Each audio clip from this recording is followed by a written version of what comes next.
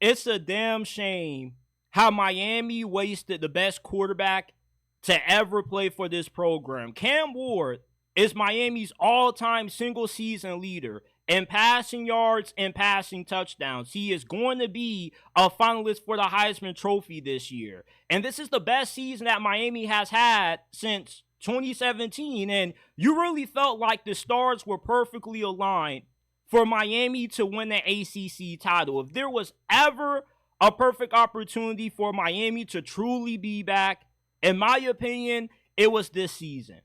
But what does Miami have to show for it? Going 10-2, losing to Georgia Tech, and losing today 42-38 to Syracuse. Mario Cristobal needs to get fired. I've been trying to tell you Hurricanes fans that this guy is not a good coach since the middle portion of the season, but you guys wanted to say that I was being overly emotional, I was a fake fan. Well, let's revisit this conversation. Because just because you are an elite recruiter doesn't make you a good head coach. If anything, Mario Cristobal looks more like Jimbo Fisher every time you watch this team play. The only reason why Miami season has been as good as what it looks like from a record standpoint is because Cam Ward is a generational quarterback. You may have all the money in the world to buy anybody that you want out of the portal, out of high school, but guys like Cam Ward are once in a lifetime. He's one of one. You're not going to find another quarterback as good as what he has been this year in the portal when it opens up in a couple of weeks. And for you to be up 21-0 in this game, just to lose 42-38, is the epitome of why Mario Cristobal is a bad head coach. It's one thing to be an elite recruiter, but it's another thing to have all these blue chip recruits on the field, all of these high-rated guys out of the transfer portal, and yet you can't win with them. You see, you can give a great chess player an average board, and he can still beat somebody that has nothing but kings and queens on the playing field, because it's not about how good of a hand you're dealt. It's about being able to win the game with the cards that you have. So you give a guy like Mario Cristobal more, and he continues to underachieve. I don't need to see another year of Mario Cristobal to understand that this man is not going to be the right person to lead the revival of Miami football, because talent acquisition is one part of what it takes to be a good coach. You still have to be a good game day coach, which is what Mario Cristobal lacks in. You know, late in this game, Miami was put in a 4th and goal situation. It was a dumb penalty on Jacoby George, but at the end of the day, it's 4th and goal. You know that your defense hasn't gotten a stop damn near all game long, and yet you're going to rely on the analytics as your best chance to win when your defense has just played like dog poop all afternoon against Honda McCord. Honda McCord was out there looking like a Ferrari today. 26-36, 280 passing yards, 3 touchdowns, no interceptions. He played flawless football, and yet this defense couldn't stop him. Is the defensive coordinator a problem? Yes. Does he need to go? Yes, Lance Guidry needs to go. But to act like Mario Cristobal deserves no blame for hiring this bad defensive coordinator is pure insanity.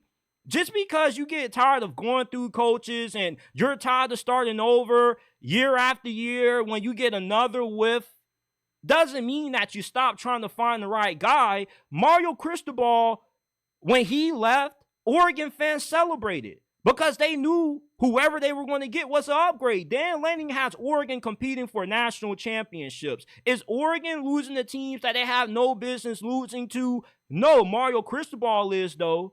And Mario Cristobal was such a good head coach. Oregon shouldn't have been able to upgrade the way they did by losing him. Losing a guy like Mario Cristobal should have crippled Oregon football. But instead, all they've done is elevated with Dan Lanning. You know, I'm not going to say that the players shouldn't be held responsible for this loss, because at the end of the day, the players have to execute. But at the end of the day, the coaches have to put the players in the right position to win. And early during this season, when Miami barely beat Cal, barely beat Virginia Tech, I knew this was destined to be a major disappointment. You can't overlook flaws. Eventually, flaws come back to show themselves in the worst way. You just can't keep hiding problems underneath the rug, because eventually you're going to have too many problems that you can't hide anymore. And it's pretty obvious that Mario Cristobal just is not going to work out in Miami. When you're in a shootout with Duke, you're barely beating teams that you're favored to blow out. It's a sign that you're not a good head coach. You don't know how to strategize correctly. You don't know how to game plan. And when Cam Ward declares for the NFL draft in a few days, next season is going to be right back to the basics with Miami football. I'm still going to be supporting this program, but I refuse for the rest of my life being a Hurricane fan to ever have high expectations for this program. I want Mario Cristobal fired, and I want him replaced by Rhett Lashlee. Rhett Lashlee is an actual good coach. Why do you think all these former Miami players always transfer to SMU and ball out? Because Rhett Lashlee puts them in position to do so. Why did Tyler Van Dyke fall off after Manny Diaz got fired?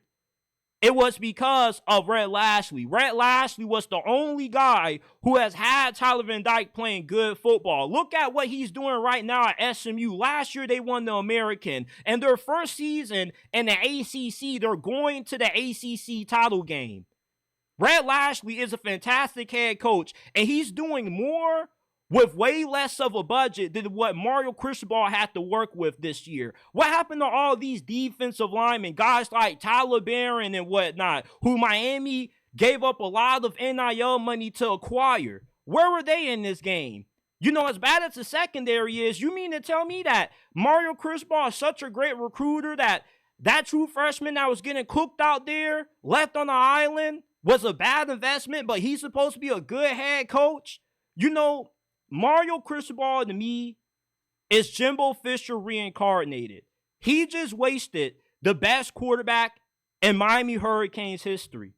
And I'm really sick to be talking about it, because we're never going to find another quarterback as good as what Cam Ward is. Yeah, you got money to buy anybody, but Miller Moss, whoever else is going to be in the portal, is not going to be as good as what Cam Ward is. Cam Ward has saved Mario Cristobal so many times this year that eventually you knew that there were going to be a few games Miami was going to lose where Cam Ward wasn't going to be able to come through for him, because you're asking a lot for a guy to be able to put 50 points up on you every single game with no defense. They gave Cam Ward no help this year defensively. He had to be Superman. He had to put that cape on, which is why he deserves to be a finalist for the Heisman Trophy. You know, Thanksgiving just passed. The things that I'm thankful for outside of my family and everybody that subscribed to my channel is Cam Ward. Because although this season is going to end in a massive disappointment, at least Cam Ward gave me a reason to be optimistic for a little bit. You know, for once in my lifetime being a Hurricane fan, I actually believed that Miami had a chance to win, had a chance to compete. And it wasn't because of Mario Cristobal. It was because of Cam Ward. The aura, the confidence, his cool, calm demeanor, no matter what the situation is why I believe this team could win the ACC. That's why I picked them to win the ACC before the season started. Not because I believed in Mario Cristobal, but mainly because I believed in Cam Ward.